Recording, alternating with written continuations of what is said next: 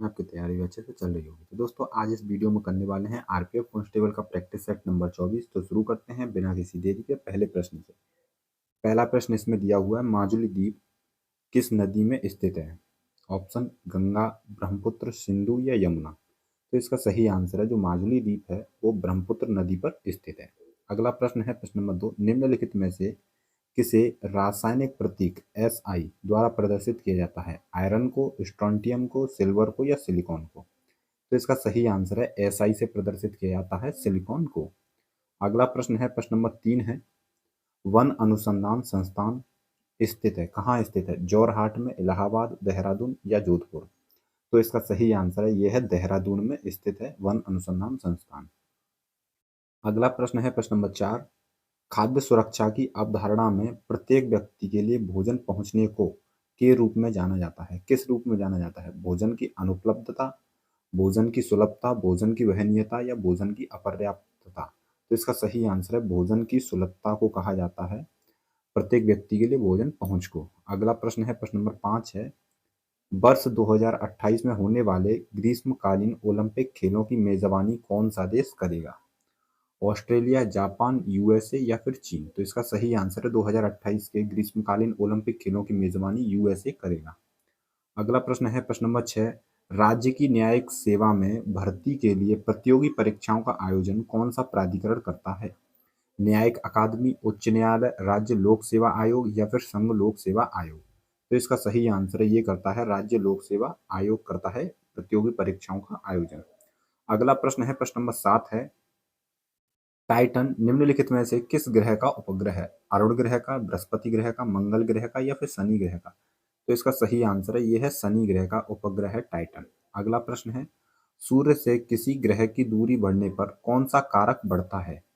तो ऑप्शन देखेंगे कौन सा कारक बढ़ता है। ग्रह का घनत्व बढ़ता है, ग्रह का तापमान बढ़ता है, ग्रह का आकार या घूर्णन अंतराल। तो इसका सही आंसर है घूर्णन अंतराल बढ़ता है ग्रह से, ग्रह की दूरी बढ़ने पर सूर्य से। अगला प्रश्न है 9, महात्मा गांधी दक्षिण अफ्रीका से भारत कब लौटे थे? 1915 में, 1920 में, 1916 या 1912। तो इसका सही आंसर है महात्मा गांधी साउथ अफ्रीका से, दक्षिण अफ्रीका से 1915 में लौटे। अगला प्रश्न है प्रश्न नंबर 10 है, भारत के संविधान सभा में कितनी प्रमुख समितियां थी? 5 समितियां, 8 समितियां, 7 समितियां या फिर 6 समितियां। तो प्रमुख जो समितियां थी वो थी 8। इसका सही आंसर है ऑप्शन नंबर 2, 8 प्रमुख समितियां थी। अगला प्रश्न है 11, निम्नलिखित में से कौन सा सरकारी अधिनियम ब्रिटिश भारत में अखिल भारतीय संघ की स्थापना की अनुमति देता है? भारत सरकार अधिनियम 1919, भारत परिषद अधिनियम 1892, सदृढ़ सरकार के लिए अधिनियम 1858 या फिर भारत सरकार अधिनियम 1935। तो इसका सही आंसर है ये अनुमति देता है भारत सरकार अधिनियम 1935। कौन सा देता है? भारत सरकार अधिनियम 1935। अगला प्रश्न है 12, निचली हिमालय श्रृंखला और शिवालिक के बीच की अधोमुखी घाटियों को कहा जाता है? क्या कहते हैं? कंकेर, तराई, करेवा या फिर दून। तो इसका सही आंसर है इसको कहा जाता है दून। ऑप्शन नंबर 4 इसका सही आंसर है। अगला प्रश्न है प्रश्न नंबर 13 है, रक्षाबंधन के जिस रूप में निम्न में से किस त्योहार को जाना जाता है? सरहुल, तीज, रक्षाबंधन या ओणम। तो इसका सही आंसर है रक्षाबंधन के रूप में रक्षाबंधन को जाना जाता है। ऑप्शन नंबर 3 इसका सही आंसर है। अगला प्रश्न है, 86वां संविधान संशोधन अधिनियम किस वर्ष लागू हुआ था? 2009 में, 2011 में, 2010 में या 2001 में। तो 86वां संविधान संशोधन अधिनियम 2010 में लागू हुआ था। कब लागू हुआ था? 2010 में। Option number 3। अगला प्रश्न है 15, ग्रीष्मकालीन ओलंपिक खेलों में निम्न में से कौन सा शामिल है? तो कौन सा शामिल है? ऑप्शन देखेंगे, battalion game, skeleton game, golf या फिर फिगर स्केटिंग। तो इसका सही आंसर है ग्रीष्मकालीन खेलों में शामिल है गोल्फ। अगला प्रश्न है प्रश्न नंबर 16 है, काठियावाड़ प्रायद्वीप निम्न में से किस राज्य में पाया जाता है? पश्चिम बंगाल में, गुजरात में, उड़ीसा में या तमिलनाडु में। तो इसका सही आंसर है ये पाया जाता है गुजरात में। ऑप्शन नंबर 2 इसका सही आंसर है। अगला प्रश्न है प्रश्न नंबर 17 है, भारत में शहरी स्थानीय सरकार के कितने प्रकार हैं? 6 प्रकार, 8 प्रकार, 4 प्रकार या 2 प्रकार। तो इसका सही आंसर है शहरी स्थानीय सरकार के 8 प्रकार हैं। कुल कितने प्रकार हैं? 8। अगला प्रश्न है 18, निम्न में से कौन सा ऊतक पादपों में पाया जाने वाला जटिल स्थायी ऊतक होता है? तो कौन सा होता है, क्लोरेकाइमा, पेरेनकाइमा, जाइलम या स्केलेनकाइमा? तो इसका सही आंसर है, ये होता है जाइलम। ऑप्शन नंबर 3 इसका सही आंसर होगा। अगला प्रश्न है प्रश्न नंबर 19, अपघटन अभिक्रिया में का क्षय होता है तथा का निर्माण होता है, किसका? Oxygen ozone, electron proton, hydrogen oxygen या ऑक्सीजन हाइड्रोजन? तो इसका सही आंसर है ऑप्शन नंबर 4, हाइड्रोजन का क्षय होता है और ऑक्सीजन का क्षय होता है और हाइड्रोजन का निर्माण होता है। अगला प्रश्न है प्रश्न नंबर 20 है, संतों के समूह सिद्धार का संबंध किस राज्य से था? कर्नाटक, तमिलनाडु, केरल, तेलंगाना? तो इसका सही आंसर है, ये संबंध था तमिलनाडु से। Option number 2। अगला प्रश्न है 21, निम्न में से किस महासागर में सारगेसो सागर स्थित है? तो अटलांटिक महासागर, प्रशांत महासागर, हिंद महासागर या आर्कटिक महासागर? तो इसका सही आंसर सारगेसो महासागर जो स्थित है, सारगेसो सागर वो अटलांटिक महासागर में स्थित है। अगला प्रश्न है प्रश्न नंबर 22 है, the Indian war of independence 1857 पुस्तक किसने लिखी? Eric stocks, RC. Majumdar, VD. Savarkar या फिर एस.एन. सेन? तो इसका सही आंसर है, ये लिखी थी वी.डी. सावरकर के द्वारा, the Indian war of independence 1857।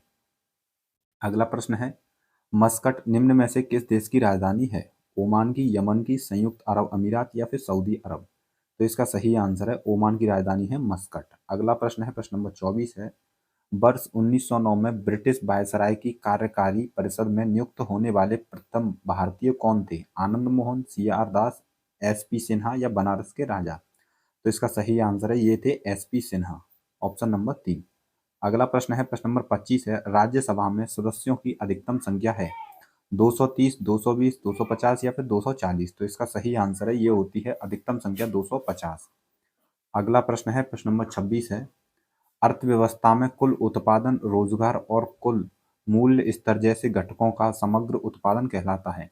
बाजार अर्थव्यवस्था, बाजार अध्ययन, समष्टि अर्थव्यवस्था या व्यष्टि अर्थव्यवस्था? तो इसका सही आंसर ये कहलाती है समष्टि अर्थव्यवस्था। Option number 3।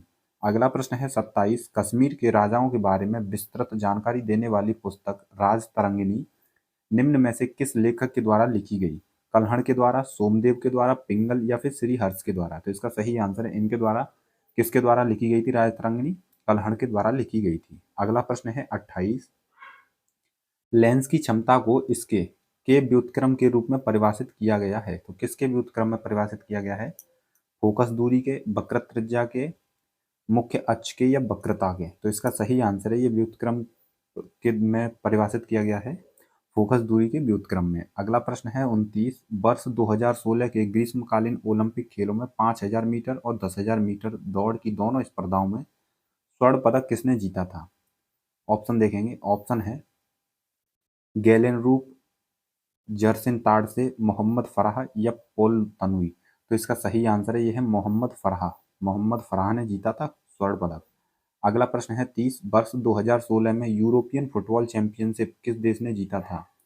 इटली ने, तुर्की ने, इंग्लैंड ने या पुर्तगाल ने? तो इसका सही आंसर है, ये जीता था पुर्तगाल ने। अगला प्रश्न, खो खो के खेल में खो शब्द का अर्थ है, क्या अर्थ है? जाओ देखो, जाओ पकड़ो, जाओ धक्का दो या फिर जाओ कूदो? तो इसका सही आंसर है जाओ पकड़ो। ऑप्शन नंबर 2 इसका सही आंसर है, खो शब्द का अर्थ। अगला प्रश्न है 32, ग्रामीण क्षेत्रों में स्थानीय स्वशासी सरकारों की व्यवस्था क्या कहलाती है? पंचायती राज, ग्राम न्यायालय, नगर पालिका या फिर जिला परिषद? तो इसका सही आंसर ये कहलाती है पंचायती राज। ऑप्शन नंबर 1 इसका सही आंसर होगा। अगला प्रश्न है 33, अखिल भारतीय व्यापार संघ कांग्रेस के प्रथम अध्यक्ष कौन थे? गोपाल कृष्ण गोखले, सरदार वल्लभ भाई पटेल, लाला लाजपत राय या फिर एन.एम. जोशी? तो इसका सही आंसर है, ये थे पहले अध्यक्ष थे लाला लाजपत राय। ऑप्शन नंबर 3 इसका सही आंसर होगा। अगला प्रश्न है 34, राष्ट्रीय ध्वज राष्ट्रगान के सम्मान का कर्तव्य भारतीय संविधान के अनुच्छेद 51 के किस उप अनुच्छेद में दिया गया है? अनुच्छेद 51 ए का उप बी, अनुच्छेद 51 ए का डी, अनुच्छेद 51 ए का सी, अनुच्छेद 51 ए का ए? तो इसका सही आंसर है, ये दिया गया है अनुच्छेद 51 ए का उप अनुच्छेद ए में। ऑप्शन नंबर 4 इसका सही आंसर है। अगला प्रश्न है 35, ब्रिटिश मंत्रिमंडल की किस समिति द्वारा प्रस्तावित योजना के अनुसार संविधान सभा का गठन किया गया? कैबिनेट मिशन के द्वारा, माउंटबेटन मिशन, साइमन कमीशन या फिर क्रिप्स मिशन? तो इसका सही आंसर है, ये था कैबिनेट मिशन के द्वारा प्रस्तावित योजना के अनुसार संविधान सभा का गठन किया गया? तो ऑप्शन नंबर 1 इसका सही आंसर है। अगला प्रश्न है 36। भारत ने एशिया का पहला निर्यात प्रसंस्करण जोन EPZ स्थापित किया था। कहाँ स्थापित किया था? गुड़गांव, कानपुर, लखनऊ या कांडला? तो इसका सही आंसर है ये किया था कांडला में। ऑप्शन नंबर 4 इसका सही आंसर है। अगला प्रश्न है 37। बांस के साथ किए जाने वाले नृत्य चैराव के लिए निम्न में से कौन सा राज्य जाना जाता है? मिजोरम, मणिपुर, असम या नागालैंड? तो इसका सही आंसर है ये जाना जाता है मिजोरम। ऑप्शन नंबर 1 इसका सही आंसर होगा। अगला प्रश्न है 38। अलकनंदा और मंदाकिनी नदियों का संगम स्थल है। कौन सा संगम स्थल है? विष्णुप्रयाग, देवप्रयाग, कर्णप्रयाग या फिर रुद्रप्रयाग? तो इसका सही आंसर है इनका जो संगम स्थल है वो है रुद्रप्रयाग। अगला प्रश्न 39। दो अलग अलग प्रकार के पदार्थों के कणों की स्वतः मिश्रण की क्रिया कहलाती है, क्या कहलाती है? पायसीकरण, विषरण, प्रसरण या फिर विपरीत परासरण? तो इसका सही आंसर ये कहलाती है प्रसरण। ऑप्शन नंबर 3 इसका सही आंसर होगा। अगला प्रश्न है 40। प्रधानमंत्री ग्राम सड़क योजना PMGSY की शुरुआत किस वर्ष हुई थी? सन 2000 में, 1998 में, 2001 में या 1999 में? तो इसका सही आंसर है प्रधानमंत्री ग्राम सड़क योजना की जो शुरुआत हुई थी वो सन 2000 से शुरू हुई थी। अगला प्रश्न है निम्नलिखित में से कौन सा राज्य पश्चिमी घाटी श्रेणी से नहीं गुजरता है? महाराष्ट्र, गोवा, तेलंगाना या फिर गुजरात? तो इसका सही आंसर है तेलंगाना जो है पश्चिमी घाटी श्रेणी से नहीं गुजरता है। अगला प्रश्न है 42। निम्नलिखित में से किसे सामान्यतः स्पंज कहा जाता है? नेमाटोडा को, सिलेंट्रेटा को या फिर पोरीफेरा या फिर प्लेटीहेल्मिन्थीस? तो इसका सही आंसर है स्पंज कहा जाता है। किसको कहा जाता है? ये कहा जाता है पोरीफेरा। ऑप्शन नंबर 3 इसका सही आंसर है। अगला प्रश्न 43। विश्व का सबसे बड़ा हिमनद किस महाद्वीप में पाया जाता है?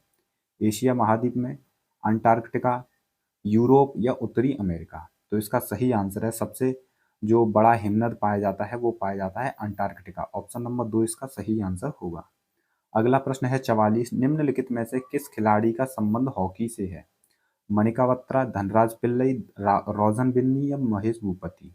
तो इसका सही आंसर है जो हॉकी से संबंधित हैं वे हैं धनराज पिल्लई।